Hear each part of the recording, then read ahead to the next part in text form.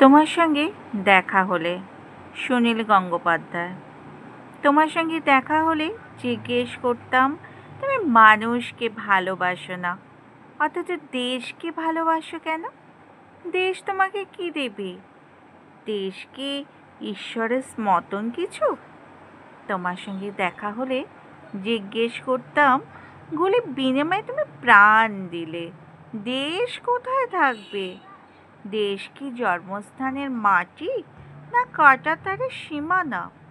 বাস থেকে নামিয়ে যাদের তুমি হত্যা করলে, তাদের বুঝি দেশ নেই? তোমার সঙ্গে দেখা হলে